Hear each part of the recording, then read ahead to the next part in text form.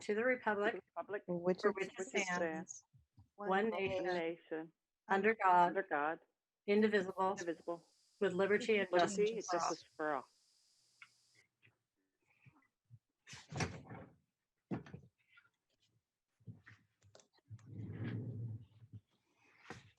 Okay, Kelly, can you please take the roll call?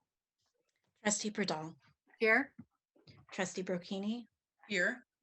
Trustee Doggett, Here. Trustee Steele, Here. Trustee Villalobos. Here.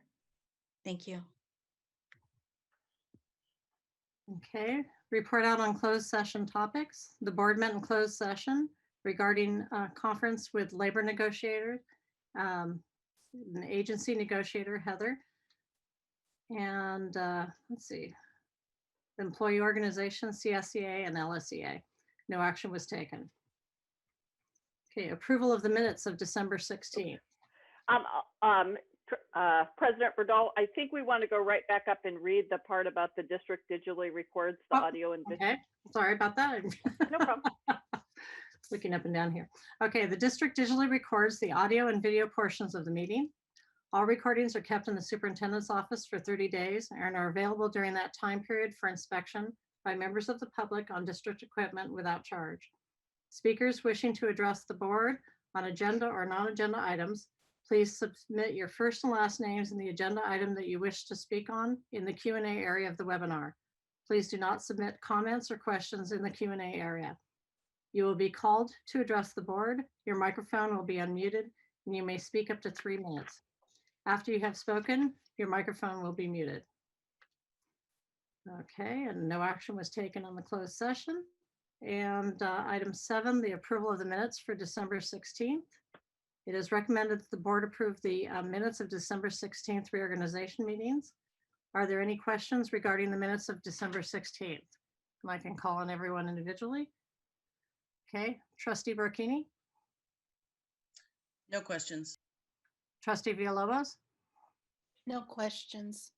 Trustee Doggett, No questions. Trustee Steele. No questions. Okay, do I have a motion to approve the minutes of December 16th? I'll make the motion to approve. Okay, do I have a second? I'll second. This is Laverne. Okay, and Kelly, can you take the roll call vote? Trustee Burdall, Yes. Trustee Brocchini, Yes. Trustee Doggett, Yes. Trustee Steele, Yes. Trustee Villalobos. Yes. The motion passes 5-0. Okay, item 8, approval of the agenda and consent agenda. All items on the consent agenda will be approved with one motion, which is not debatable and which requires a unanimous vote for passage. If any member of the board, the superintendent, or the public so requests, any item shall be removed from this section and placed on the regular order of business following approval of the consent agenda. Are there any questions regarding the approval of the agenda and consent agenda? Trustee Brocchini, No questions. Trustee Villalobos, No questions. Trustee Doggett, No questions. Trustee Steele. No questions. Okay, do I have a motion to approve the agenda and consent agenda? This is Laverne. I'll motion to approve the agenda and consent agenda. Okay, I do will second. Okay, Kelly, can you take the roll vote? Trustee Burdall, Yes. Trustee Brocchini, Yes. Trustee Doggett, Yes. Trustee Steele, Yes. Trustee Villalobos. Yes. The motion passes 5-0. Thank you.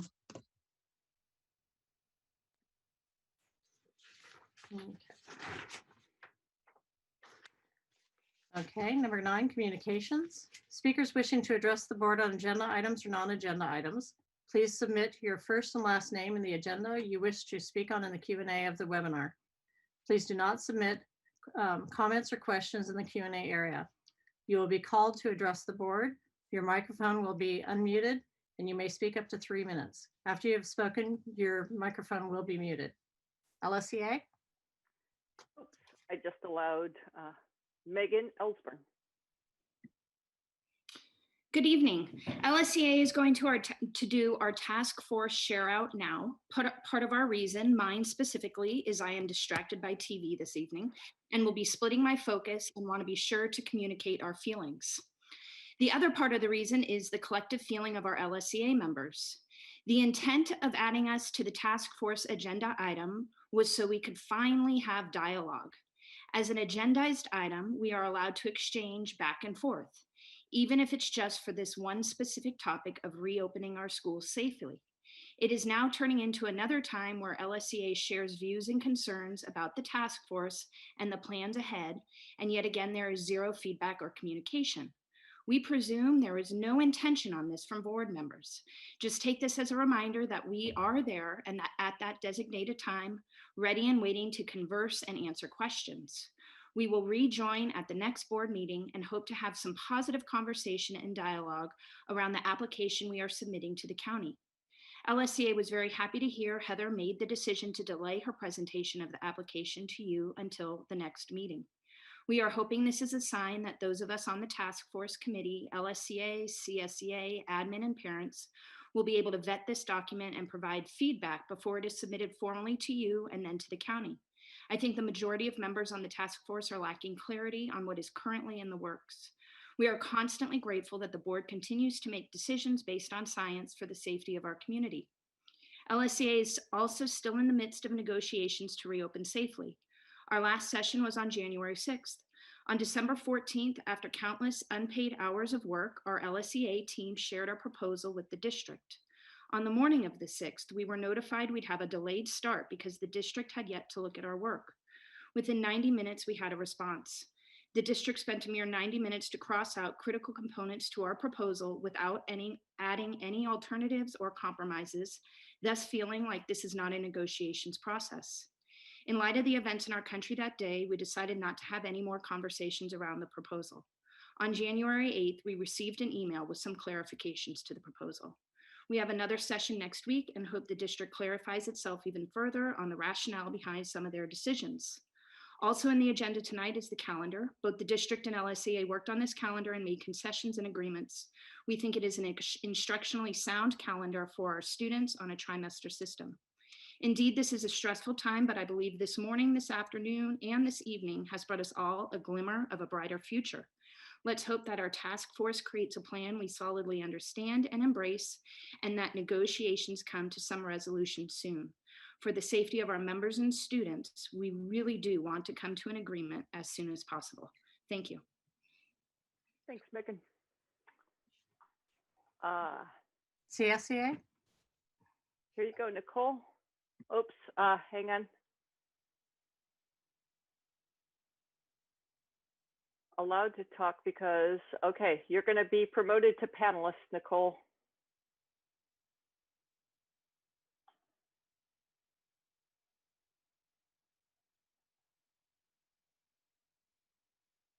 And now there you go. So this is a new Chromebook that I just got from the DO yesterday, and I thought it would work better, but I guess it's not working.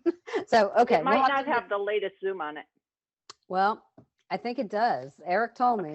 So, but I think Chromebook and Zoom aren't that compatible. So anyway, here I go. All right. Hello. My name is Nicole Sayers, and I'm happy to introduce myself as the current president of the Classified School Employees Association, or CSEA, Chapter 128. It is my honor to represent the approximately 140 classified Pacifica School District employees. These CSEA employees have stepped up in many ways through this pandemic. They prepare and hand out food to all of the students who receive lunches through our school lunch program. They support the teachers, students, families, and administration. Our staff makes sure that schools are clean and sanitized, as well as keeping our buildings safe and maintained. Classified employees are truly essential to our district. I encourage all the trustees to choose a month and join us for our chapter meetings.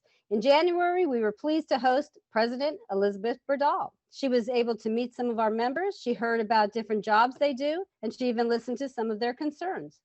In February, we are so happy to have Laverne Villalobos. I spent some time at the beginning of the month emailing the board, and please feel free to email me if you would like to attend a part of a meeting. It is really important that CSEA continues to build a strong collaborative relationship with the district, with LSEA, and that we share with the Board of Trustees.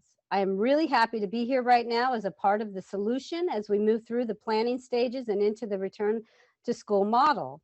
I want to help the classified employees with this transition. I want every classified employee to feel important and to know that they are an essential part of the plan to get us back on our feet. I will continue to update everyone as our classified employees find new ways to help the district in getting us all back to school. And with that, I thank you for your time. Thank you, Nicole. Thank you. I don't know Any how to people get you wishing out of to here. address the board? I think we have Patrick Sayers from Pacifica School Volunteers. All right, you can take Just me off. manning the computer. Yeah, I was going to say, can you just move him over? Okay. My name is Patrick Sayers, and I am the Executive Director of the Pacifica School Volunteers. We are celebrating 23 years of service to the schools and students in the Pacifica School District. We continue to recruit, screen, and place volunteers to work with students who are having trouble academically in school, particularly in areas of language arts and math. I would like to update the board on our most recent activities. In March of 2020, with the start of distant learning, PSV lost about 30% of their volunteer force due to COVID-related concerns. Many volunteers decided to retire, and others found the distant learning technology hard to adjust to. Since the start of COVID, PSV has continued to move forward in recruiting and placing new volunteers to help support teachers and students in our district. Our volunteer coordinator, Didi O'Gorman, has worked diligently to respond to each request for volunteer help and continues to train volunteers in Zoom technology to facilitate their work with students. As of today, PSV has enrolled and placed 53 volunteers in all 7 school sites in the district. Amongst those volunteers are community volunteers, high school students from Oceana and Terra Nova high schools, and students from the Teacher Certificate Program at San Francisco State University. We have also worked with many of the district teachers on providing volunteers for special programs. PSV supports the IBL After School Homework Club with 8 volunteers who work in breakout rooms under the supervision of teachers and Principal Dan Little. Volunteers are helping with math, science, and language arts. At Ocean Shores School, there is a small group of students who do not speak English but are fluent in Brazilian Portuguese. We recruited 5 volunteers fluent in Brazilian Portuguese to help students during class time and during Ocean Shores Homework Club. In addition, PSV provided 5 volunteers to support Mr. Ratton's debate team. At Sunset Ridge School, we have placed 15 volunteers, of which 1 volunteer is starting an art class through Zoom for 75 first graders. At Valley Mar, Cabrillo, and Ortega schools, we have a total of 9 volunteers placed and 2 volunteers in Kathy Green's homeschool program. We continue to receive many requests for volunteers to help English language learning students with homework and literacy skills. Along with the Brazilian-speaking volunteers, we have 6 other volunteers helping students who speak Spanish, Arabic, and Chinese.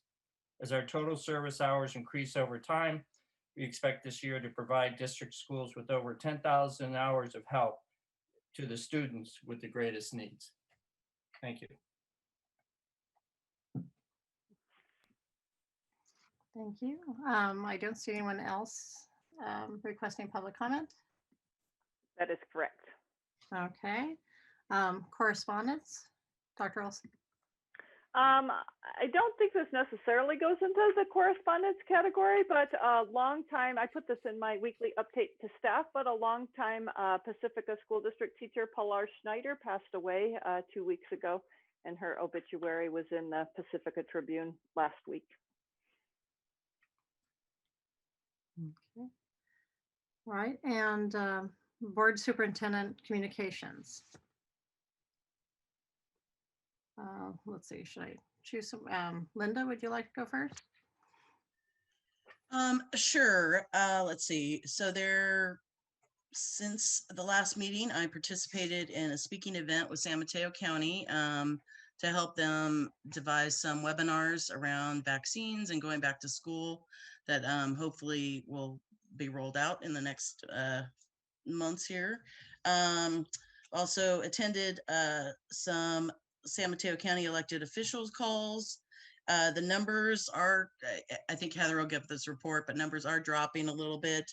I also want to mention there is drop-in testing in Daly City every day, well, Tuesday through Sunday, from 10 a.m. to 4 p.m. And then also hopefully, well, in the next couple weeks, we're going to learn more about vaccines. So that's nice. And that's really it for me today. And I'll comment on other sections. Okay, trustee Doggett. I don't have anything that I really want to report. I did attend the bond oversight committee meeting, but I think that they're presenting tonight. So Okay, trustee Villalobos.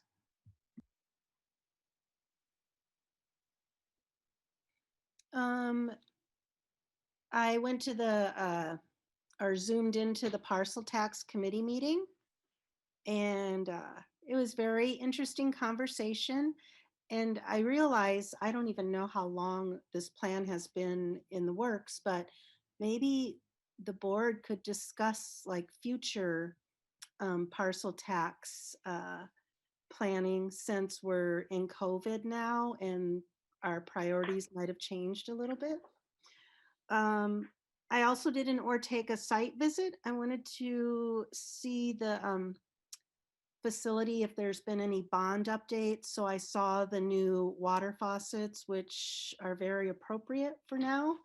And then also the greenhouse, you know, what happened on July 4th. And the report was good that they're working on it, but that there may not be any chickens when they return. And I joined in on Nancy McGee's Zoom and the updates on COVID. And I just want to put this out there. Most importantly, everybody's mental health. When I say that, you know, I mean that in the best way, that we need to find ways to decompress, you know, take a hike, you know, work out, Zoom in with a friend, have coffee, you know, just so that we can keep ourselves level 2. Ortega, that. Oh, the communications, Nicole, I did respond to Nicole Sayers' invitation to attend the February meeting. And then this is something I received a correspondence from a member of the Exploratorium who lives in Pacifica, and she's going to be helping develop a new science center in Omaha, Nebraska.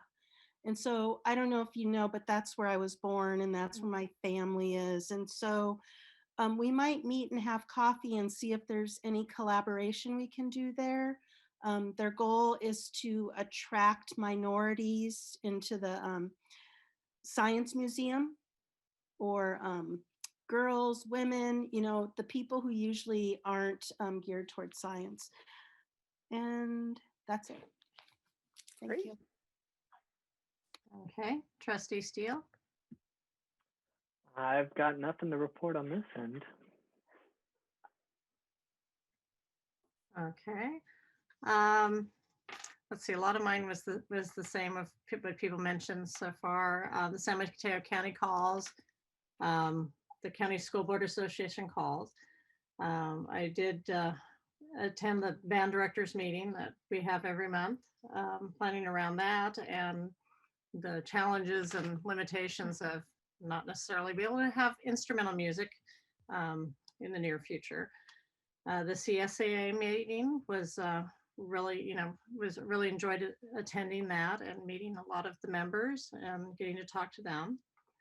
There was the Beach Coalition Teens had a whale tail presentation, which was really nice to see all, all the students' questions and things like that. It was, definitely geared around them, and it ended with a long discussion of them about going into science and possibly into marine biology. So that was great. the Parcel Tax Oversight Committee, and the Joint Articulation Committee. And then also attended the Candlelit Memorial for Pilar Schneider. And as Heather mentioned, she had been a teacher here, but also had been president of the Rob Schneider Music Foundation for many years when they had that, and was very important, as the whole family was, in getting the music program back up and going. And that then turned into Music Matters in Pacifica, which then handed off to PEF. So there's quite a history there. And, you know, the music program we have now, you know, I can honestly say probably would not be in the schools right now without the Schneider family. So it was a nice send off. It was a candlelit walk down the beach and throwing the flowers into the ocean. And you know, it was a really nice evening.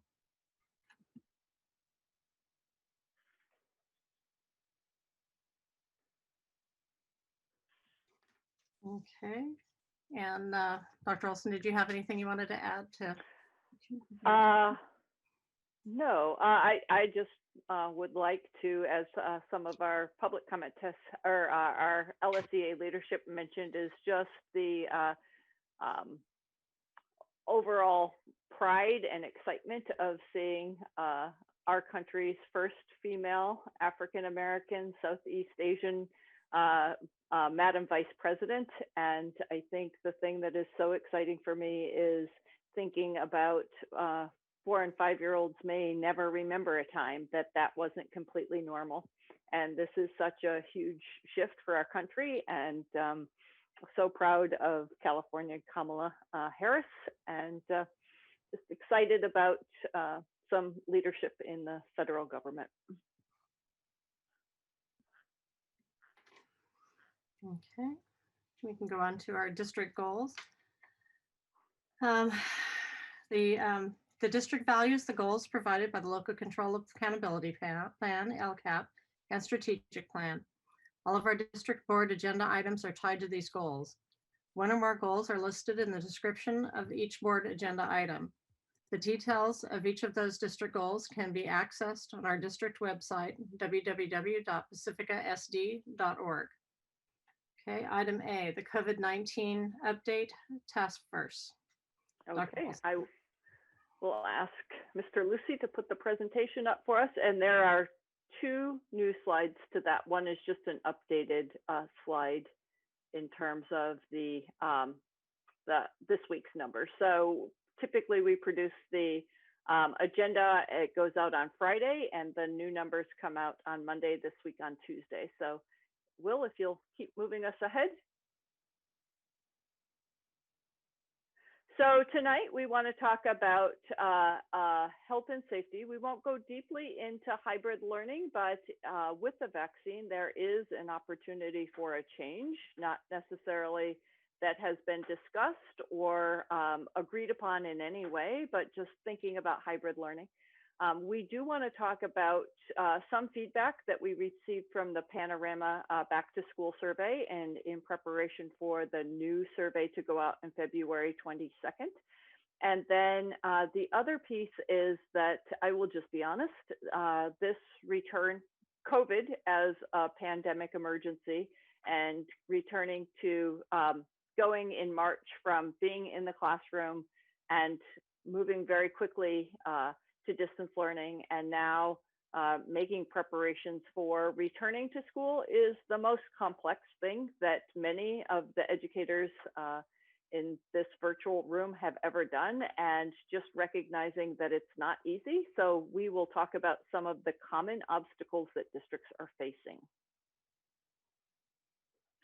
So in terms of the COVID numbers, that 2 weeks ago, so this was as of the 12th, is that the adjusted case rate was 36. That was a 12 percentage point increase from the previous year, or from the previous week. And people that were looking at it saw that as being the winter break spike. We actually did expect an increase in this week's, but if we move on to the next week, please, Will. This is the new slide with the new information, is that adjusted case rate is down just ever so slightly. So it went down about 5 points, still very solidly in the purple tier, but there was a nice decrease there. The positivity rate went down from 8.4% to 6.5%. So that indicator would be in the red tier. If you have two indicators and one is higher and one is lower, you always go with the more restrictive one. So if we have our case rate would be in purple and our positivity rate is in red, we still remain in that purple rate, and that case rate is very high. Sometimes there's no official deep purple category, but that's what people refer to as the deep purple. Next slide. So I do want to provide information about the vaccine because I get a lot of questions about that, and there's definitely a lot of interest. We actually delayed the presentation of this plan because we were very hopeful that the vaccine would be with us. We saw how quickly California was going through the 1A category of prioritization, so the health and safety workers. And so we thought that 1B would quickly be meeting educators. At this point, California does not have enough vaccine for the number of people that are in that 1B category. So I think there are a lot of people in the category, people that are 65 and older, essential workers, educators. So while last week was hopeful that it would be, say, 10 days to 2 weeks, I am not certain. And at this point, that the healthcare agencies really don't know how much vaccine they will have until about the week before. So in terms of being able to forecast that, I don't have answers to that. I would say that we are on the priority list, but the amount of vaccine is just not enough to meet that demand.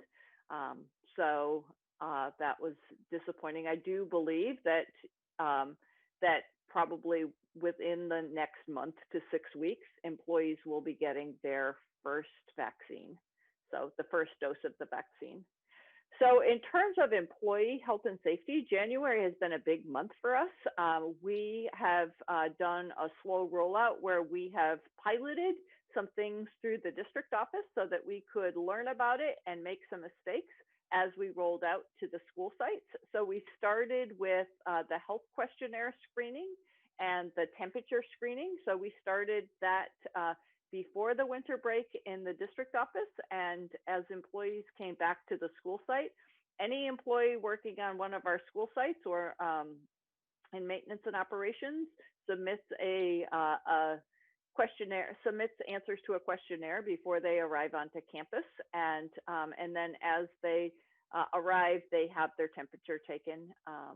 And the other piece that we have had implemented is right now we are rolling out COVID testing for employees that report to work regularly. So anyone who's on campus 1 day or more a week will be part of the curative testing. Most typical employees are being tested once every 2 weeks. Or if there's a reason that an employee might be more vulnerable, like for example, if they are an employee that visits multiple school sites, those employees would be tested once a week. And they are rolling that out now. Some of the teachers that I met with today have done their testing and getting that started. Others will be next week. And then last week for the professional development day, we had 2 hours of training in health and safety. And so the first was very kind of basic information that all employees need. It was, you know, from the various simple why to wear a mask, how COVID is transmitted, other kinds of things. But it also was, these are important pieces and this is how you're going to get that information. So kind of a combination of how we're implementing things in our district and just basic kind of health and safety things. And then each of the groups went back to their school sites. Today at the district office, we met in our department groups and then shared out. So a combination of whole group information and then digesting at the school sites. And then finally, California Department of Health, Department of Public Health and Safety has issued some new guidance, which will, this came out last week, but it will roll into the pandemic recovery framework. So that's where we are. Keep going. So our return to school task force, last week we worked on overcoming some of the obstacles. We did take a slight pause because we were hoping that the information about the vaccine would give a little bit more encouragement in terms of employees feeling safe. And I think that as we go back, we will look at, are there any ways that we might want to make adjustments with the assumption that employees would have that vaccine. So let's keep going. So we talked about all of the things that we accomplished in the month of January, and we are on pace, even though it is January 20th. And now we're working on two other things, which is preparing for hybrid learning. And then the second piece of that is beginning learning hub. So Sunset Ridge started a very small learning hub today with this week with their second grade students and 5 students that were maybe not logging on to distance learning. And so those students have been invited back to have some support, both technologically and just the structure of distance learning. And Dr. Carrillo will be working with other school sites in terms of getting learning hubs started.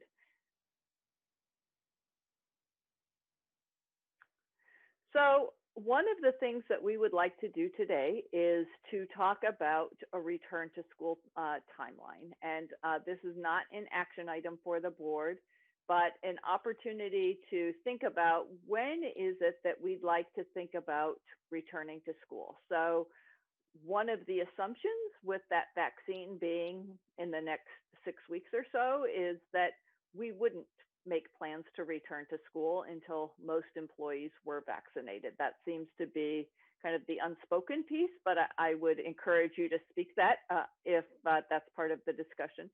And so then, you know, there are some options. We can set a date to return or set a date to say, I don't know that we can return. Kind of a logical science-based is setting a tiered target. So if you use the example of when we were prior to vacation, when we were still in the orange, we set our target as we will return to school on January 20th. And we missed that date because now we're in the deep purple. But I think that seems like a really reasonable way to go.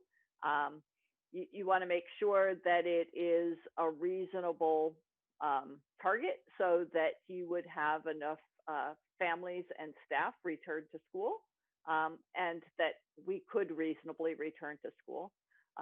Or another way of doing it is kind of estimating when we think most educators would have access to be vaccinated and then have their second vaccine, and then at least 10 days afterwards where that would be maximized. So I will just pause so that we give a little bit of, are you prepared to discuss that, or would you like me to finish the presentation?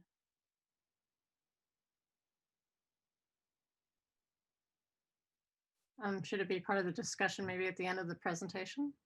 Yeah, I think that makes sense after we still have a lot more slides. So Will, if you'll keep going. So we talked about how we're increasing the employee safety and that one of the things that we talked about in the health and safety is the PPE that we have available at the site. So if you wouldn't mind, keep going, Will. So we have a log of all of the PPE that we have stored away. And as people ask us for equipment, we get it to them. It looks a little skewed if you look at this, is that Valamar has far more face coverings than say the other the other sites, and I think what they were doing is just planning for their return to school. But we do have enough thermometers for all the schools. We have plenty of hand sanitizer and shields and goggles. So there's plenty of PPE. Keep going, please. We do want to talk a little bit about the curative testing. And one of the things that people have read about recently is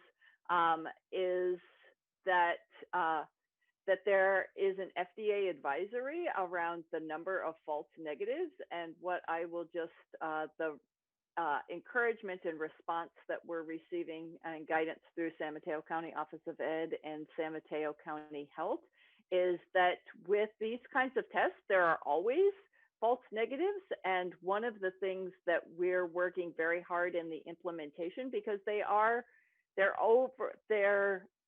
administered in the case of there is someone watching the employee administer it, but they are self-administered. And so one of the things that we found through this is that the quality of the test is based on how much care you take in terms of taking it. And so you want to make sure that you have enough product on the mouth swab.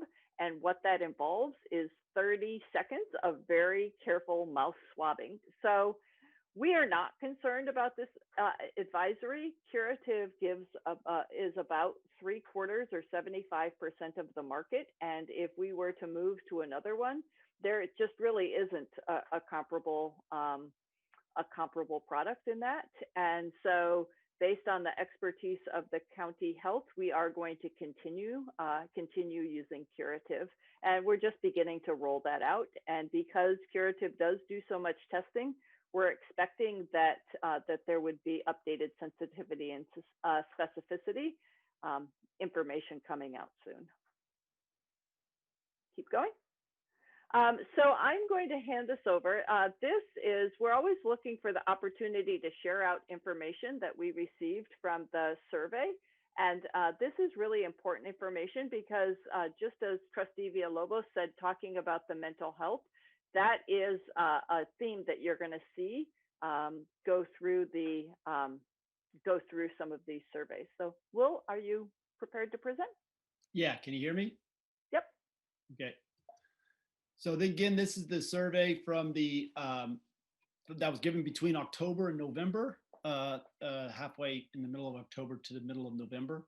And again, this is some of the information. I shared some at the last meeting. This is some additional information. So this first slide here shows that, again, the preference of learning and teaching from home or in person. I think I showed this slide last time, where you can see that the family has at that point when they were taking the survey, 50% of them were preferring learning from home, while 50% were preferred from learning at school. The students had a little more at school, 60% to 40%. The classified staff was the reverse of that. They were 60% from home and 40% from school. And then the teaching staff had a heavy amount about preference of teaching from home versus teaching at school.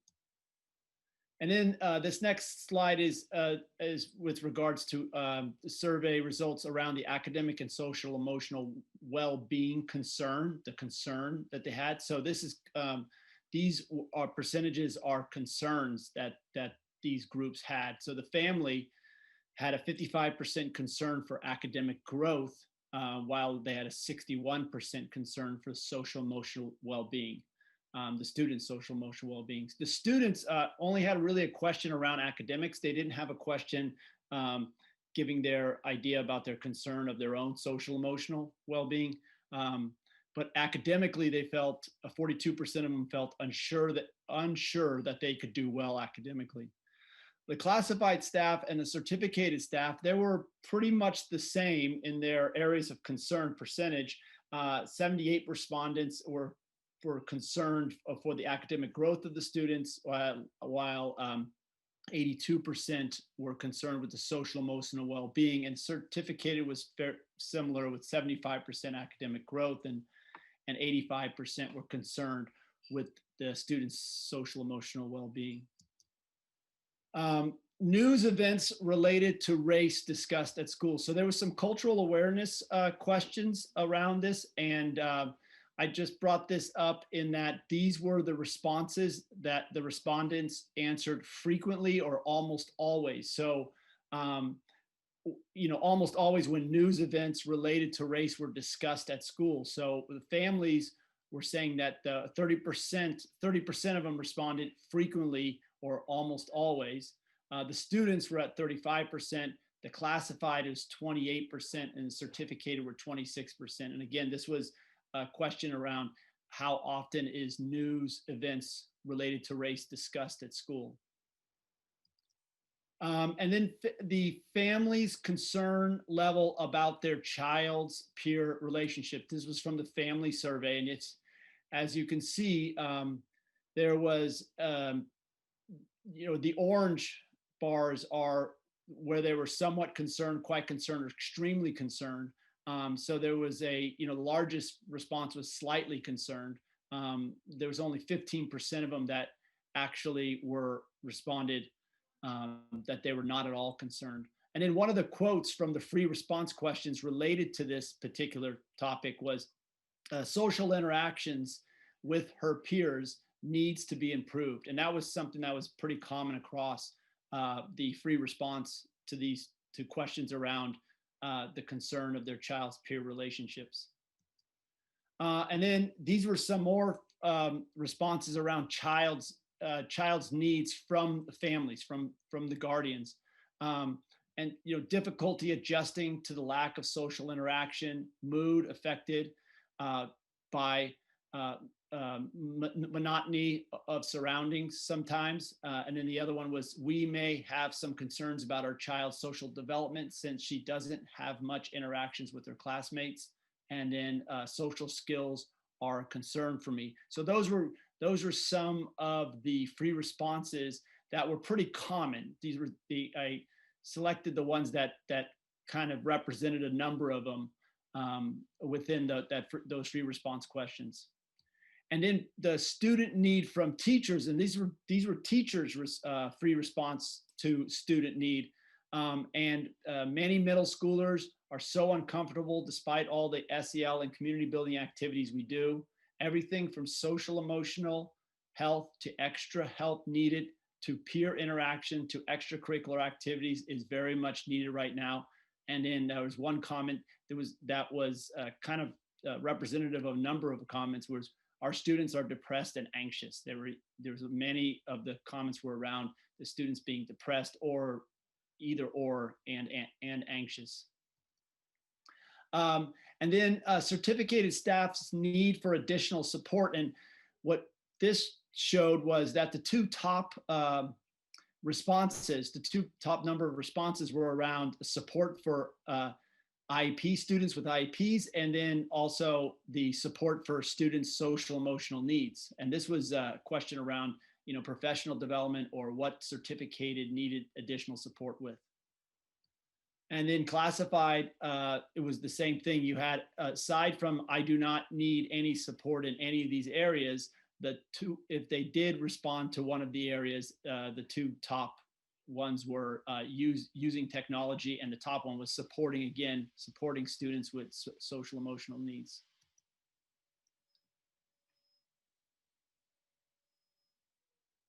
You're on mute, Heather. There you go. Thank you. I was hoping we'd get through a meeting without having to say that. Yeah. So thank you. Sorry. Will. So if we look at the information that's involved in this is, if you can go to the next slide, Will. That I think based on the feedback on the survey, and granted this came out in October, November, but just overall in general was increased communication to parents and staff. That came out in the survey. The other piece was increase the awareness of staff safety measures. So upping the number of safety measures, but just also staff's awareness of what those safety measures are. And then the big one that I see as being a push for us in this next trimester is addressing the social emotional learning needs and the mental health for students. And so again, we are very fortunate to be a part of the grant through San Mateo County Office of Ed, and where we are rolling out caring school communities.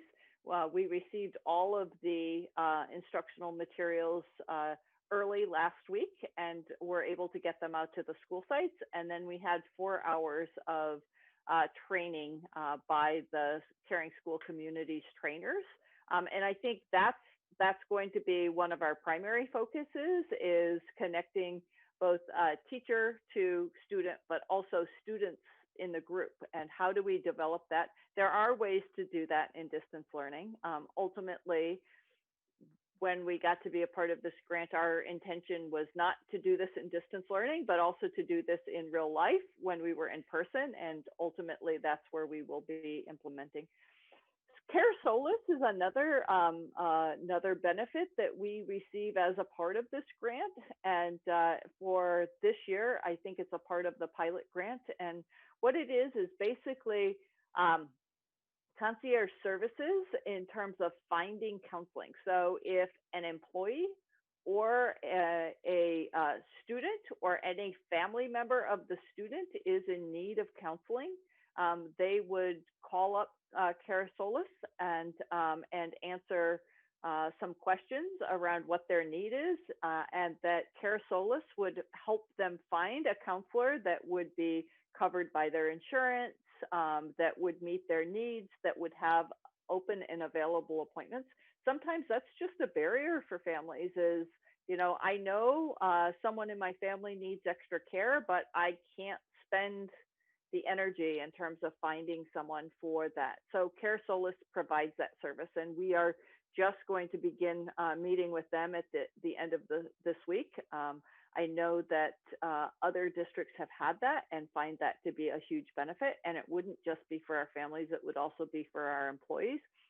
And then the next question is support for parents. Thinking about this pandemic has been incredibly hard. In the slides that Will presented, we did want to focus on our need to focus on social emotional learning, but another subset of this is parents that just say, this is so hard. I am barely hanging on. You know, I've either had to reduce my hours at work, or, you know, I didn't choose to, but I've lost my job. And distance learning is very challenging for us. It's very challenging. So just trying to think about what would support be for parents. I did talk with PEF around some options that might be support groups or restorative circles for parents, some parent education, but I know that that's a really important piece. And so looking at options for that. So if you'll keep going. Remember that we're looking at kind of a incremental approach, is that we are mostly in distance learning. We are doing some student assessments. We are beginning to get started in learning hubs. But before we do a full return to school, is that we will do some form of a hybrid learning. And when I talk about hybrid learning, that is so that the reason we talk about hybrid learning is because one of the safety features, one of the 4 pillars, is being able to be physically distanced by 6 feet. And in order to do that in most of our settings, most of our classroom settings, we have to have about half the class. And in some of our settings, that's even challenging. But hybrid learning will be a part of our return this spring. And it is very likely with the vaccine and the rollout that it will be a part of our fall as well. You know, just because someone has the vaccine, they would still wear a mask. We would still physically distant, keep physically distant, and keep with our hygiene practices like washing our hands. So that is one of the next steps before we go into a full return to school. Keep going. So, you know, as districts are rolling this out all over the country and all over California, there are just a number of obstacles that get in the way. Like I said, this is the most challenging thing that we will likely face as a district. So this is an article by Louis Friedberg of EdSource, and I'll summarize basically what he said about the common obstacles that districts have. Keep going. So these were the ones that he indicated were just the increased level of COVID-19 spread. And we are talking in California about the variant, the new variant, which is more contagious than the original variant. It's not necessarily more harmful, it's just more contagious. The logistics and the cost of testing, that's going to be an issue, is that while we were quite pleased with the funding that was offered by the governor, that doesn't begin to approach some of the costs of testing, especially if we talk about student testing. And I'm going to move relatively quickly through this. So if we go to, could you go back one more, Will?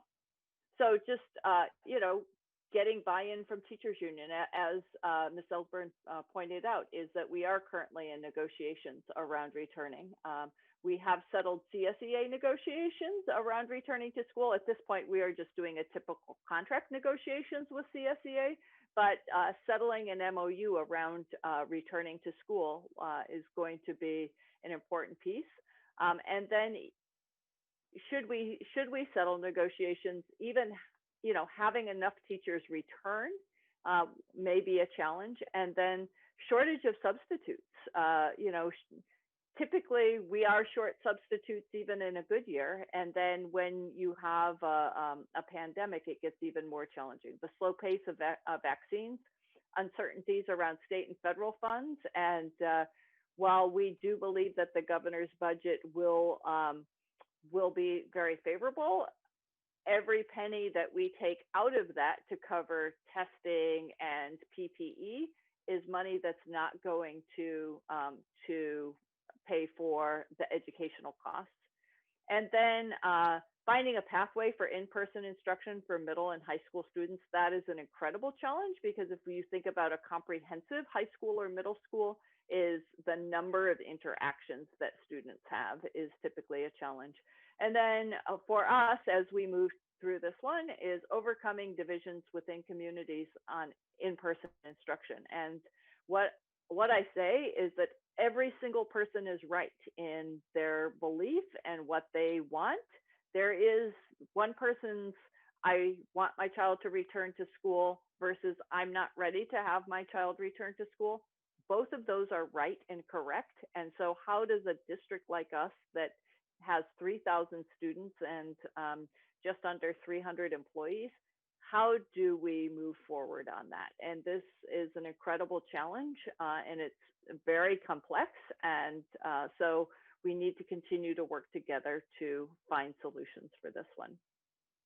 So in our last task force, we talked about shortage of substitutes, trying to find a pathway for in-person, overcoming divisions, hybrid instruction. This was prior to thinking about the vaccine and thinking about hybrid instruction.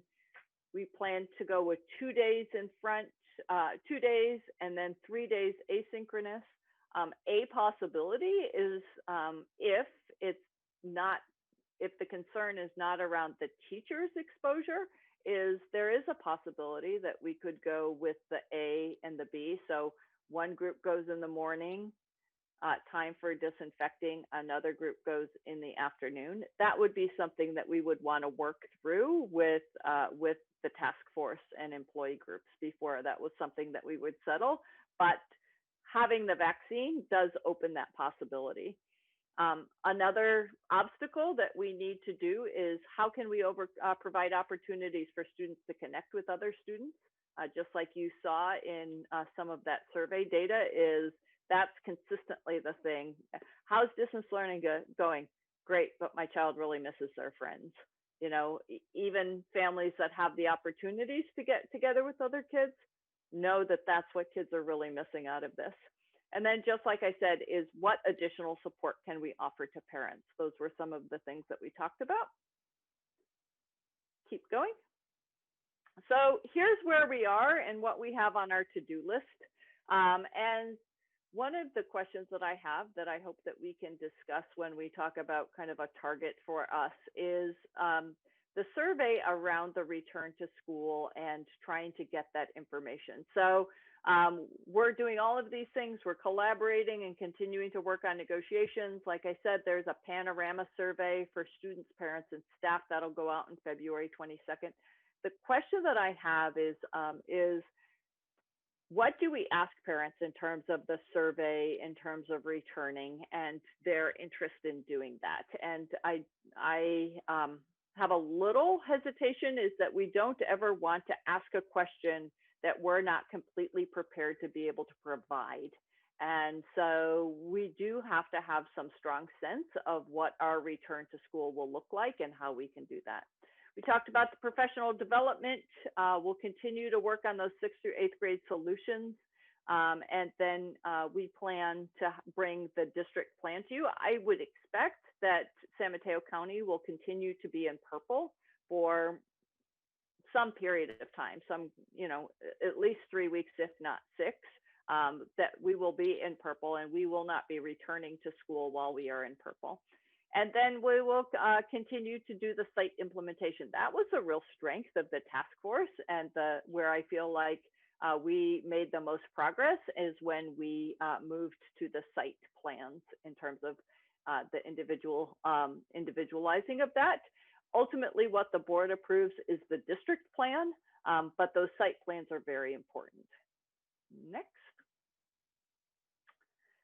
So update from the task force. LSEA gave their update during the presentation or during public comment period of time, but also I would like to invite Nicole Sayers, and I need to be a little tricky in doing this because I think I might have kicked her out of the previous one. So Nicole Sayers, would you like to talk on behalf of CSEA?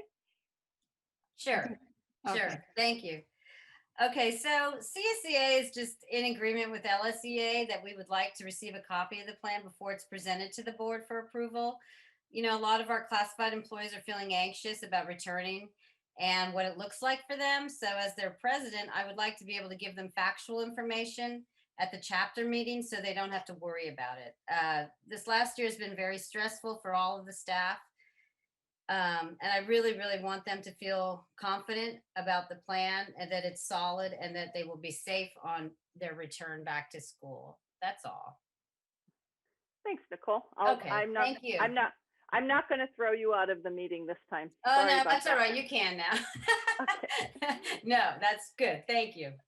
All right, bye-bye. Next slide, Will. Okay, so I left this, I added this to the presentation, which is just the statewide form in terms of the different tiers. Sometimes when you're talking about tiers, just it helps people stay organized. But I am happy to answer any questions that you have. I'm going to ask Will to turn off the presentation so that we have the picture of the trustees. And I'm happy to answer any questions that you have, and then hopefully we can talk about, have a discussion on kind of targets for returning to school. What questions do you have? Jared? Yeah. So with the site implementation, how much individuality is each site being given for their own reopening phase? Yep. So you have to follow all of the tenets of health and safety. And so where we say, I think these classes use this bathroom, like that's how specific they get. Students will enter here. These students will start at this time. So as long as it fits within kind of the instructional minutes, that it's close to, like for example, the start time is that it's relatively close to the ordinary start time of school. So there are just a few tenets in terms of what you can and can't do. And then you have to meet any kind of employee contracts as well.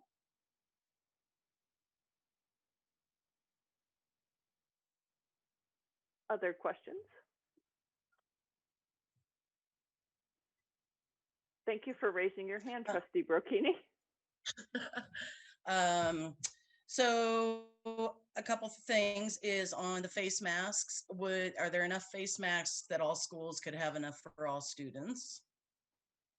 So it was not our intention to necessarily provide each student with a brand new face mask every day. It was that we would have some if either an employee or a student didn't have theirs. I really, with the intention of most, just like most students bring their own shoes to school, they would probably bring their own face mask. So we don't have the number to provide 3,000 new face masks every day, but we do have plenty should kids forget or something becomes soiled. But one of the recommendations that would be in the return to school is most kids bring 2 masks to school with a small paper sack to put their mask in after it becomes soiled. Okay, and then I had a second question. Is there any pushback from teachers on vaccines? I have not heard any pushback. Nobody has indicated that to me. That's great news. Really, what I have to say I have more is, comment later, but I'll wait. okay. I think there's a real interest. I mean, just based on the response to the survey, the San Mateo County Office of Ed had a survey around, would you be taking it? I haven't seen the results of that in terms of whether people would get the vaccine if it were available, but just they completed the survey quickly. They are coming to meetings. Our teachers are very knowledgeable, and it's some of those meetings are my parents just got the vaccine, just kind of a sharing of information. There's definitely an interest in that. Other questions?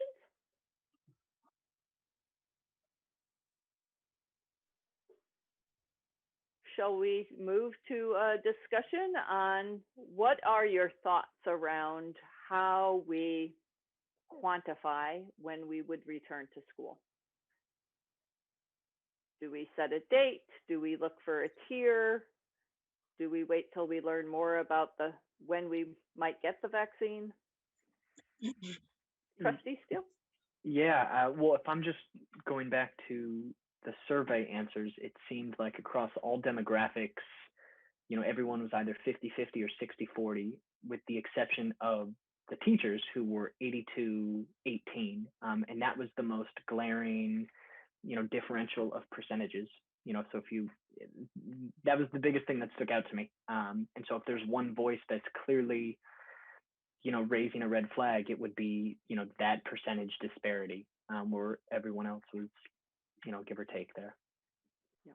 And it may have gotten covered in one of my slides that I presented, but the bottom line is that if we don't have staff in our schools, we cannot open.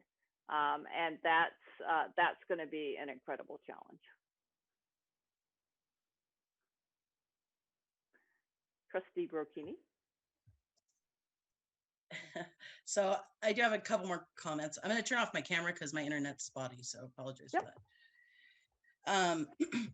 So I'm glad that actually Trustee Steele brought up the surveys, because as I was listening, looking at those, I was remembering what our mission is, and it is really about the kids. And 60% of the kids actually want to go back to school. 61 to 85% of teachers and parents are actually very concerned about their kids being at home and not getting the social emotional support that they need. And so I'm seeing that, and it sounds like at the bottom line that a good chunk of our kids would actually want to be back on campus. When I know we're not setting a timeline tonight, and we're going to have more discussion about that. But when I think about the vaccine and hearing about how so many people and so many teachers would actually be moving forward with it, I wouldn't be afraid to set a timeline, associated with the vaccine. So maybe like 8 weeks. So say they get, 2 weeks after they've been told they can get the vaccine, then another 4 weeks for the second vaccine, and then a second 2 weeks for that to become effective, which would sort of lead us towards spring break. And I just also want to think about and I'd like everyone to start thinking about, really, this is about the social emotional health of our kids and our parents and our teachers. And I think if we go all the way to August, that's 18 months where kids have not been on campus, teachers have not seen students, or for the most part. And to me, that's pretty concerning. So, maybe we start to think about those last 3 months as more of a social emotional outreach, and not get buried in the weeds of it having to be perfect, because I think at the end of the day, once we get the teachers and kids on campus, and all the safeties in place, I think everyone's going to be so happy to be back in that place. So that's my opinion on that. But I know we have more to learn. So thank you. Yep. One of the things that comes up around the vaccine, and I just want to share this in terms of transparency, in terms of the questions that are out there, is that the vaccine protects the recipient. There is not currently data that shows that that person is no longer a carrier, or that they wouldn't necessarily spread. There isn't data one way or the other. It's just unknown at this point. Even when people get the vaccine, they will still wear a mask. We will still do COVID testing, and we are still working on 6 feet and all of the health and safety features of that. So that's just kind of out of the true transparency. As much as we are excited about the vaccine, there are some limitations in terms of the safety that it provides. And the other point that I have heard from parents is that students will not be vaccinated for some period of time. And even though the level with which they get COVID is not large, but that it is a risk to some of the students. And so that's just, that will be shared by parents, and some parents may have a hesitancy in terms of coming back. So I'm not expecting all 2,400 of our students to want to return to school. President Bernal? I was just going to say, with the vaccine, well, hopefully coming sooner than later, that we definitely need to look towards the staff and the teachers being vaccinated before heading back into the classroom. I think that's safest for everybody, even with all the unknowns. And it does take time to take effect, and we still have to follow the other premises. But then with the funding from the governor to possibly have summer school, to maybe if that was focused around social emotional learning, and some of the academic that were left behind, but some of that or those activities, and I also with a color tier, possibly the orange tier or something like that. But I think we'd probably have to have more than one of these things in place, so it wouldn't be one thing or one date, but maybe 2 out of 3 things on that list. That's a good idea. So I think what I have, whether it's I've assumed it because I think it's a good idea, but I know in conversations with you that vaccine, having our educators have access to that, is really kind of the most important thing. And then setting a tiered target for return, and also looking at some opportunities for kids that choose summer school, if we were to have enough staff and some additional funding from the state to provide that. I think that's one of the things that people didn't understand last year, is that there was, while the governor thought starting school in the summer was a great idea, there was not additional funding that went along with that. So, but I think there will be in this next budget. Trustee Villalobos? I just wanted to make a few comments. I'm not prepared to go on with a date or a tiered date until we know when our teachers are going to be vaccinated. Mm-hmm. And part of the reasoning is just the science of it. And one of the things is, our older teachers are at risk. The ones with underlying issues are at risk, and also our minorities are at risk. And so I'm just going to go back to the safety thing until it's safe to go back. Um, that's kind of where I'm at. And then um, with the surveys that you're doing, is there any way we could do a survey with the teachers and the staff and maybe the parents on how they would feel once once the teachers are vaccinated? Like, how are they going to feel? You know, like, let's say, for example, they get vaccinated in mid-February, you know, and then by April, you know, the spring break, you know, how would they feel and how comfortable coming back to school, you know, whether it's hybrid or the half days. So I think there's still more science. And we have to remember too that things are worse now than they were when this all started. And, you know, I know we're all tired, you know, of the way that it's affected our lives, but I think we just need to be safe. But I do want to comment on Elizabeth's and Heather's idea of summer school for social emotional, because I do have some nephews. One of them is supposed to be, he's in Head Start, and the other one's a kindergartner. And so I am seeing how that's affecting them, not being able to interact with the children and not being able to learn those lessons that you learn when you're around other children. And so that's very important. Um, but I still feel like there's the vaccinations until we really know. And I think that's supposed to be information coming up in the next week or two, right? I was actually last week really hopeful. We might have a target of when we might know more, but honestly, I am not hopeful that our employees would be vaccinated even until the end of February. And it's just in California, there's not enough vaccine. And in San Mateo County, there are a lot of healthcare workers.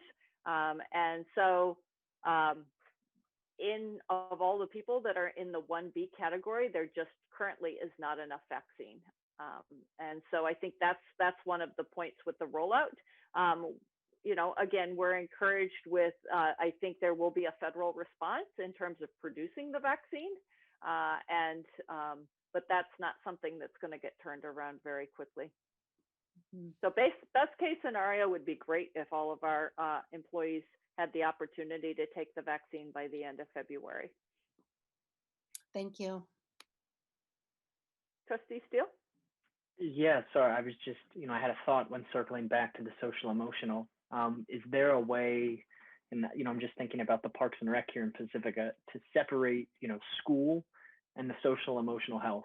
I think when we think about them, we're tying them together. But if there's just a way to, you know, introduce, you know, reintroducing that social emotional health for the students without even having it to be a part of school, so something outside of the hours. Where it's just individual classes interacting, but the two don't have to be, you know, tied in together in order to benefit the students there, I think. So during the school year, I assume that you're talking about, like, say, through June, is how to use Parks and Rec opportunities for social emotional. Right. I think some of the talk about sending students back to school is for the emotional and social health of the students. But if that's the platform, is there a way to, you know, to introduce that, but have it not be tied into, you know, having to go back to school to do that in-person learning? Can you, you know, supplement that with something outside of saying we need to go back for this reason and obtain it, you know, through a different way? Got it. You know, whether it's each class individually meeting and doing some socially distanced activity, you know, with the help of Parks and Rec, where a way just to, you know, be face to face with the students, but it not being tied into, you know, an academic class at all, but just as a way to, you know, see your friends. Right. Huh. We'll explore that.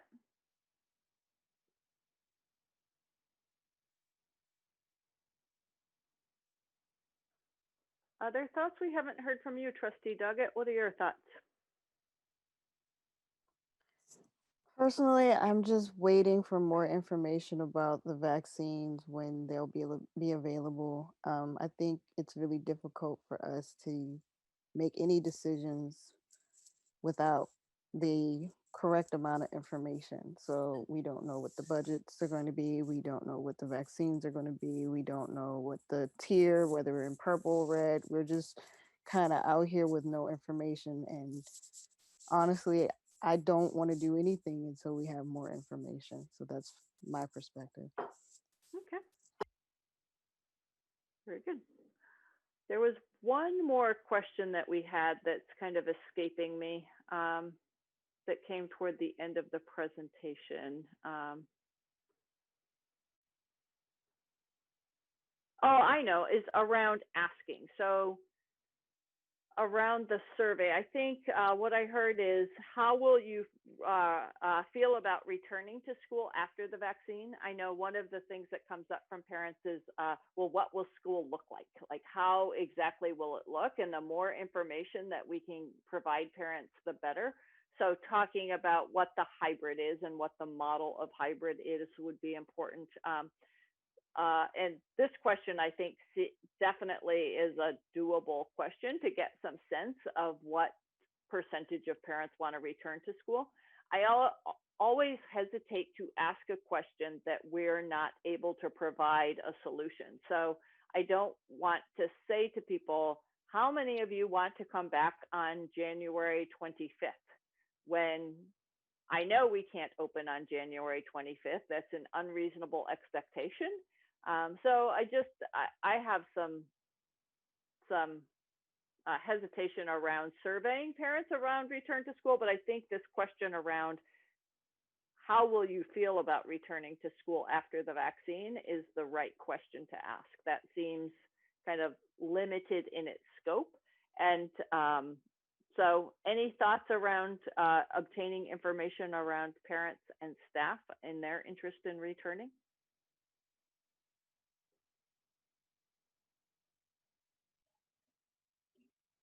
That makes sense to me. Yeah. I was just going to say, if you were mentioning before that we need to have enough teachers to go back to school in August, then I think it's necessary that we find out how people will feel once they've been vaccinated. Yep.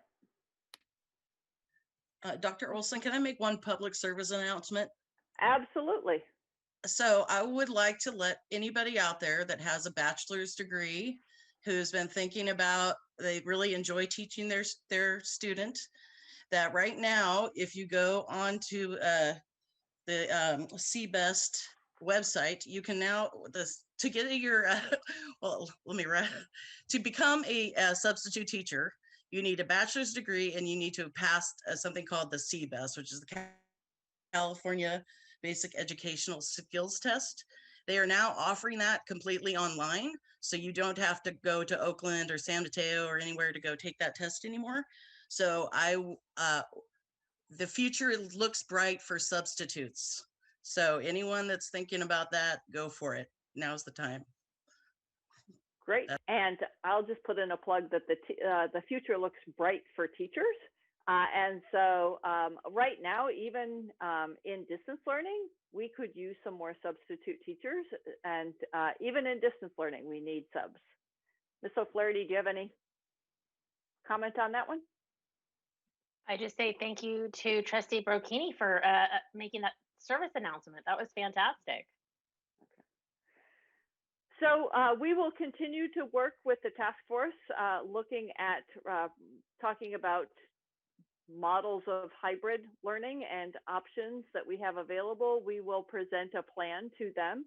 I do believe that we can still come back to you on the at the next meeting regarding that. That's a little bit of a tight timeline with that task force, but we'll do our best to get you the best information that we have at that time. So thank you very much for your engagement in this activity and this discussion, and appreciate the input. Okay. Item B, the approval of the 2019-2020 audit report. Josie Peterson. Thank you. For these next two items, we have Paul Pham from the Siobhan and Associates here to present the audit report, and then next up would be the bond audit report. So thank you for coming, Paul. We really appreciate your time. Yeah, thank you. Can you guys hear me okay? Okay. Yeah, thank you. I appreciate you inviting me out to share with you the results of the June 30th, 2020 audit. Just to start out, I just want to give you a little bit of background on the standards we follow during this audit. It was a two-phase audit. We had an interim audit where we assess your internal controls, do some sampling and testing, and then at the end of the year, after the books are closed, we do some a second phase of audit where we're substantiating the ending balances. As part of that as well, we're doing compliance audits related to state and federal programs. The standards we adhere to, there's generally accepted auditing standards as well as governmental auditing standards. And there's uniform guidance, which is related to the district's single audits. That's when the district expends more than $750,000 in federal awards. And in the case of your district, as most years, you did exceed that threshold. So for the FY20 audit, the National School Lunch Program was selected as the major program to test. We also adhere to the Education Audit Appeals Panel. They issue an audit guide for your state programs, okay? So just to give you guys a little bit of some of the key financial highlights from this year. Your net position, it decreased by $3.3 million, which brings you to a deficit net position of $4.2 million. If you guys have a copy of the report with you, you can follow along. So on page 8 of the report, this is where these numbers are coming from. And then as far as the district's funds, the total fund balance for your governmental funds decreased by $1.2 million. And the general fund had an ending balance of $4.5 million. Okay, and that'll be summarized on page 12 of the audit report. The general fund overall, as of the end of the year, still had a 7.7% reserve. So still, you guys are still in a healthy position. And for our audit overall, it was a great audit. It's a nice, clean audit. We did not note any exceptions in our audit opinion. So our reports were unmodified opinions. There weren't any material weaknesses to note. There were no significant passed on adjustments, no disagreements or complications with management or an audit. They were very helpful. And I'd like to commend and thank Josie and her team, especially with the COVID-19 and the distance doing these audits remotely. It was definitely a lot of work for her team. So we appreciate all that extra help. And with that, I'd open it up for questions unless you want me to continue on to the bond report. I think we have to do this one as an action item separately. Yes, So, we do. okay, so we'll come back to you on the bond. Are there any questions regarding the audit report from the trustees?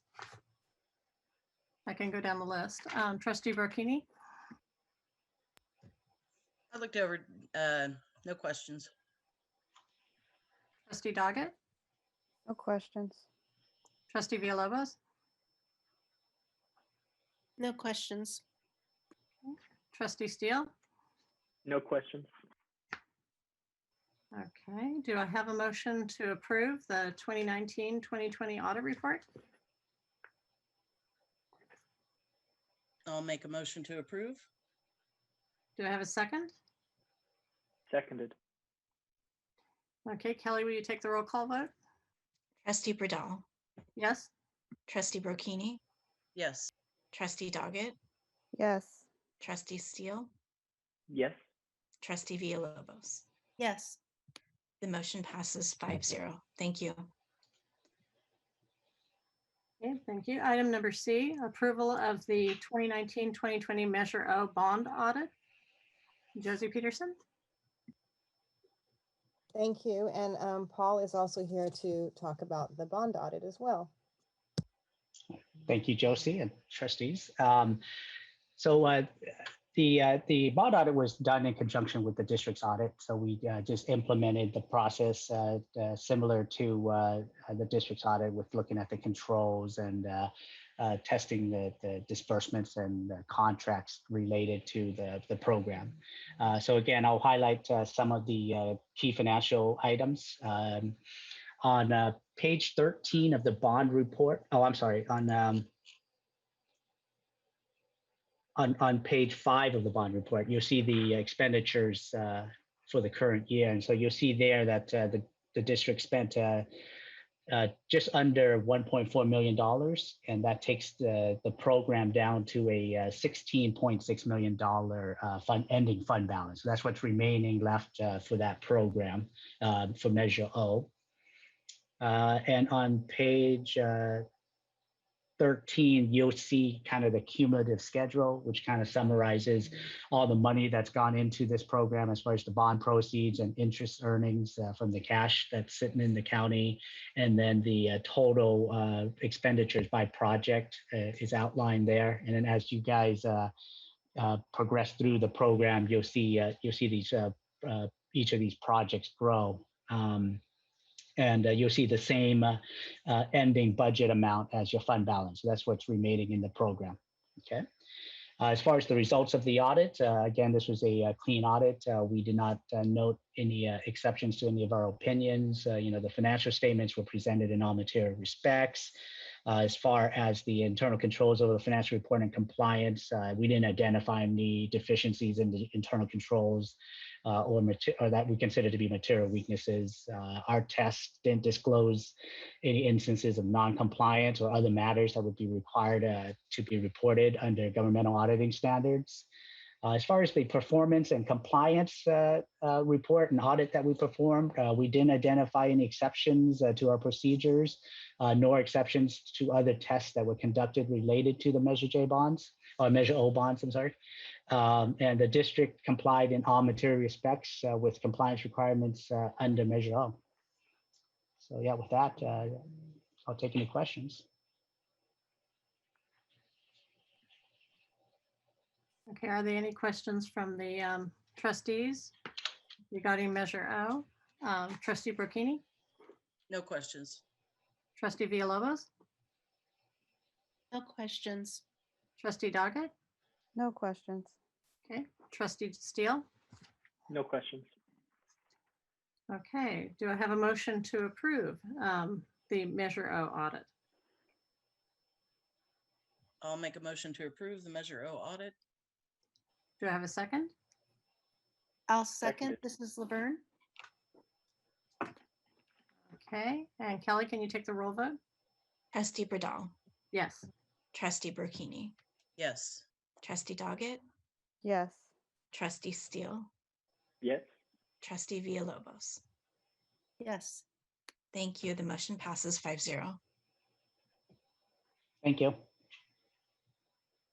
Thank you for your presentation. Item D, 2021-22 school calendar. Alexis O'Flaherty. Thank you. I am pleased to bring forward a draft school calendar for the 2021-22 school year for your review and approval. I would like to thank LSEA, CSEA, and the district negotiation leadership teams for their time and efforts to create this draft calendar.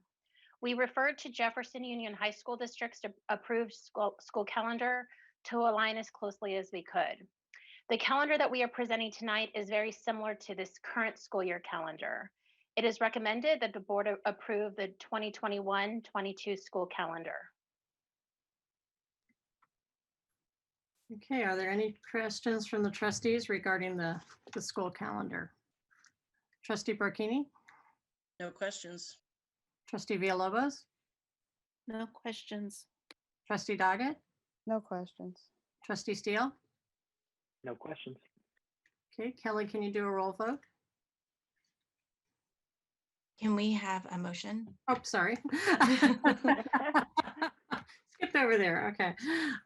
Do we have a motion to approve the calendar, school calendar for 2021-22? I will make that motion. Do we have a second? I'll second the motion. Okay, now Kelly, can you take a roll vote? Sure. Trustee Bradall, Yes. Trustee Burkini, Yes. Trustee Doggett, Yes. Trustee Steele, Yes. Trustee Villalobos. Yes. Thank you. The motion passes 5-0. Okay, item E, the school accountability report card, SARC reports by Will Lucy. Yes, okay, so what I put in front of you is a recommendation for board approval of the school accountability report cards for this year. And those schools are Cabrillo, IBL, Ingram B. Lacey, Lindemar Educational Center, Ocean Shore, Ortega, Sunset Ridge, and Valamar. Just a little background, the school accountability report card is a state mandated document that needs to be completed each year. We worked with the principals in creating site profiles. We also worked with the maintenance department to collect the most updated facility inspection tool data to complete these. This process usually in a usual year will begin in July and then is completed by the February of each year and is due to be submitted to the state February 1st. So any questions? Okay, do we have any questions? Trustee Burkini?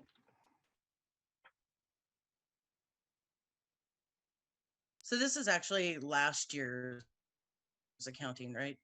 Leading into. Yes, most of the data that's in the SARC report is referenced to the 1920 school year. Okay, no questions. That's it. Thank you. Okay, Trustee Doggett? No questions. Trustee Villalobos? I just had a question about the suspension and the expulsions. Was there any during the time that the kids were still going to school or no? Or are you still gathering that information? Yeah, that information is still gathered. The only reason that those weren't included in the reports is because the state didn't release the statewide data.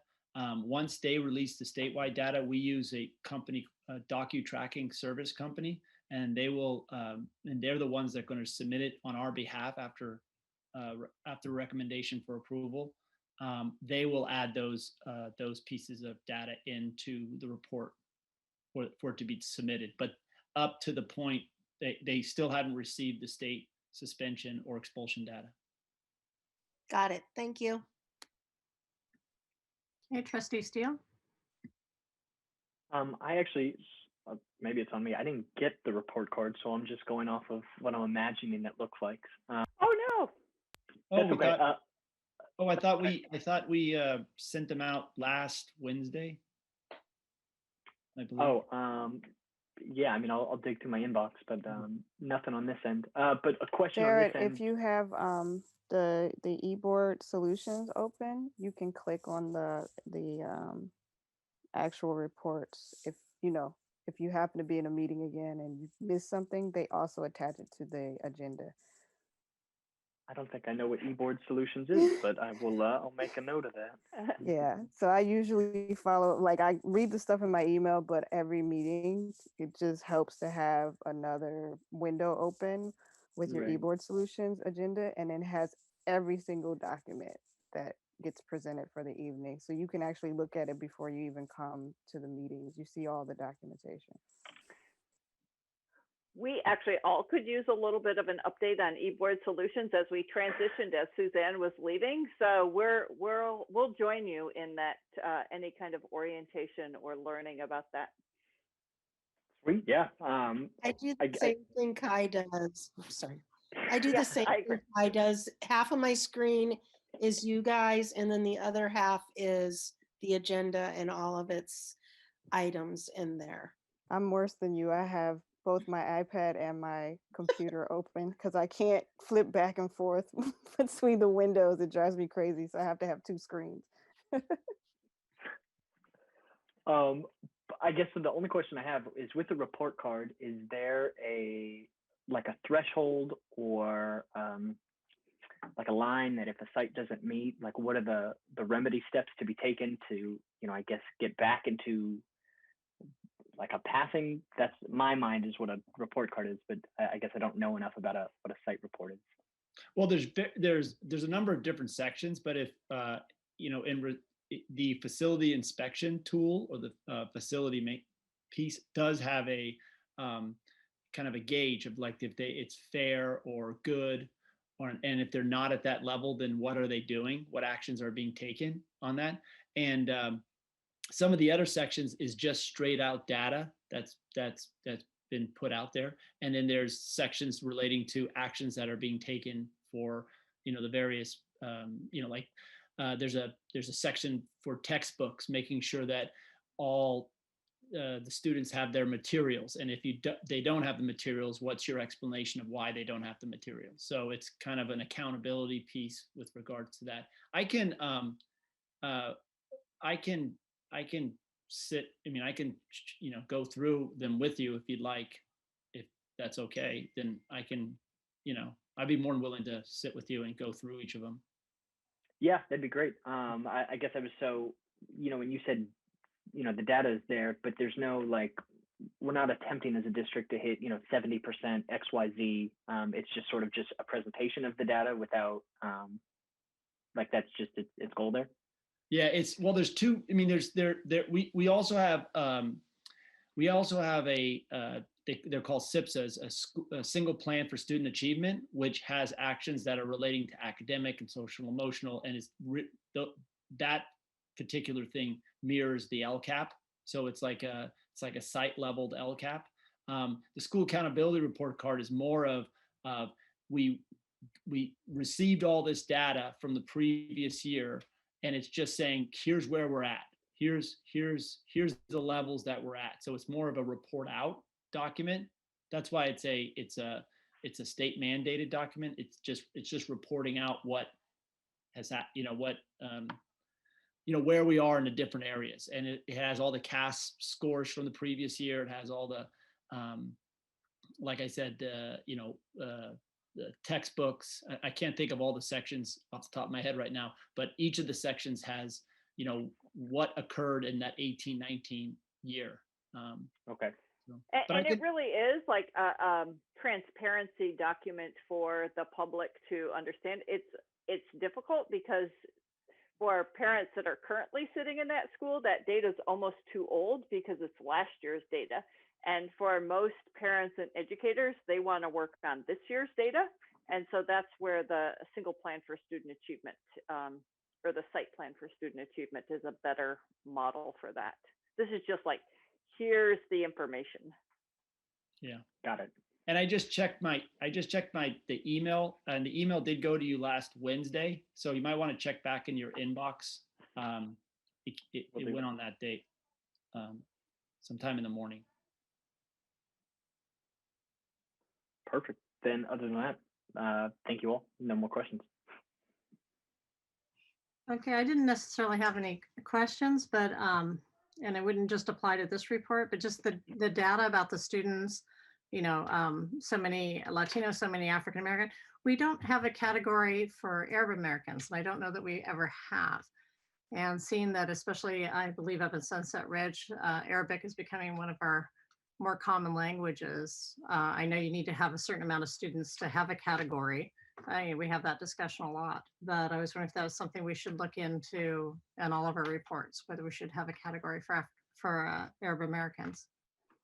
Yeah, that's a good point that you brought up. And it's also, that's something that has actually been talked about in the past. The template comes from the state that we utilize. So we're kind of held by the template, but those are, I mean, I would be surprised if they're not talking to that at the state level. Is why aren't we including these other languages? It's same thing with ethnicity, there's that other comment, with ethnicity. So This is Anyway, really- yeah. We have a whole bunch in other, you know, I know Laverne has brought up before, you know, how important it is to have each group represented, even if they're a smaller group. And it did seem that that group is getting larger in our community, and, you know, maybe they need to have some representation. And like I said, that's not just for this document, just for, you know, the district in general, when we have different data on the students. Okay, no more questions. Comment too, Mhm. Elizabeth.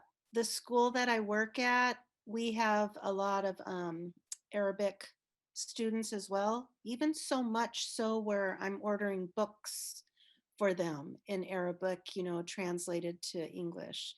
So, you know, I think, is there any way we could add that on to our reports? Not necessarily, I mean, we've done that with the Native American, but add that onto our reports too? I think the answer to that is, and Will can work with the county office in terms of reporting that, is that we have to go off the state and federal codes so that we have accurate information. So I think definitely an interest in representing all students, but we would have to make sure that we accurately code that. So we will get back to you on an answer for that one. Okay, yeah, and it wouldn't just be Arabic speaking, it's, you know, more nationality, so. Yeah, it's my understanding that in CalPADS, it does distinguish to Arabic, but when the state pulls that information to load into the SARCs, it doesn't load certain languages or ethnicities. So that's my understanding right now, but I can look into it. Okay, no more questions from the trustees? No questions. Okay. Do I have a motion to approve the school accountability report card? A motion to approve the school accountability report card. Do I have a second? I will second. Okay, Kelly, can you take a roll call vote? Trustee Pradal, Yes? Trustee Burkini, Yes. Trustee Doggett, Yes. Trustee Steele, Yes. Trustee Villalobos. Yes. Thank you. The motion passes 5-0. Okay, future agenda items, Dr. Olson? Okay, we have a busy month in front of us. So February 3rd is going to be a board work study where we talk about budget development. And so that meeting would start at 6 p.m. And then our next regularly scheduled meeting is on February 10th. That is going to be a very full meeting as we can bring you together a robust plan. Hopefully we'll have some more information about the timing of the vaccine. And we have two oversight committees, the parcel tax oversight and the bond oversight committee.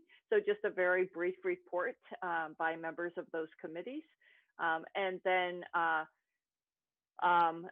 the big one also in February is just like the SARCs have to go to the state by February 1st. The safe schools and comprehensive school safety plans have to be approved by March 1st. And so that will be the content of February 10th. That'll be a pretty busy meeting. We'll try to get you that information as early as possible. Then March 2nd and March 3rd are the board governance workshops. Those will be from 4 to 7 p.m. for the trustees. And then the dates for the open houses are at the bottom of the future agenda items. I just want to point out that 5/28 is a Friday, and I think Cabrillo's open house is on 5/27. It was on May 28th last year, but we'll correct that and also correct that in the community calendar. I just noticed that today. So I sort of am asking you for any other items that you would like to discuss, just because there's plenty in those meetings, but we will definitely get back to you regarding the ethnicity codes around the Arab students. And so making sure that we have the right information on that. But is there anything else that we're missing? I think we've got lots to do. Liber? Yes, and I've brought this up before. I think that we're doing a disservice to ourselves if we don't talk about race, especially after what happened on January 6th. So it just seems like it's just one thing after another. And how we can go about enlisting somebody to help us have discussions about that in our classrooms, not necessarily for the children, but for the people who matter, the principals, the teachers, you know, if they'd be open to that. I just think that after what happened, you know, first we had George Floyd. Our suspension rates on African American and American Indian children is through the roof. And then just the white supremacy that is happening in the United States. And so I just think we would just, if we ignore it, like it's not in Pacifica and Daly City, I just don't think that's true. And I know we're busy up until March 3rd, but maybe after that, or if I can meet with you and we can try to hammer it out, like what it would look like or what we could request, you know, I just want to know, are the board members up for that kind of discussion around race?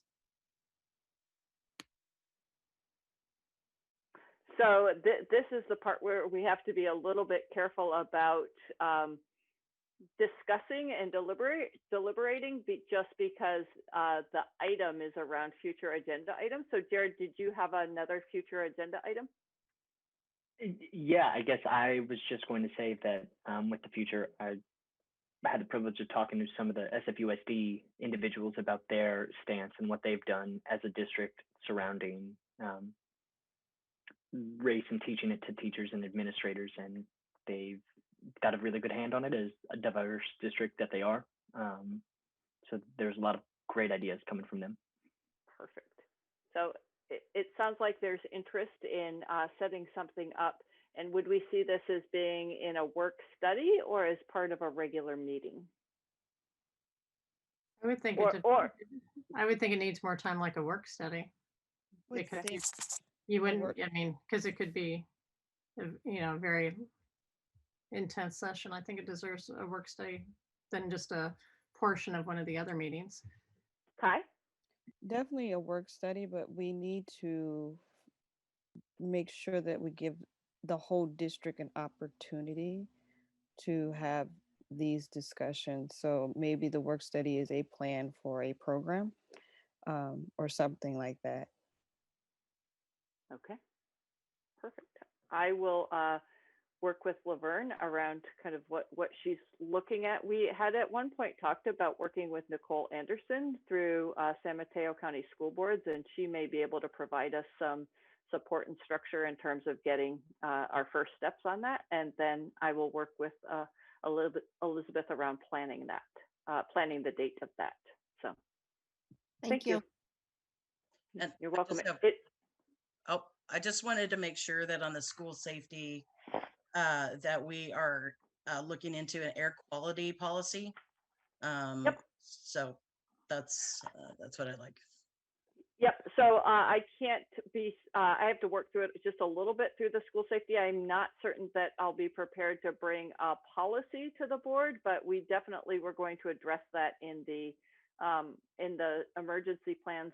And there are several layers to it. There's air quality, and then there's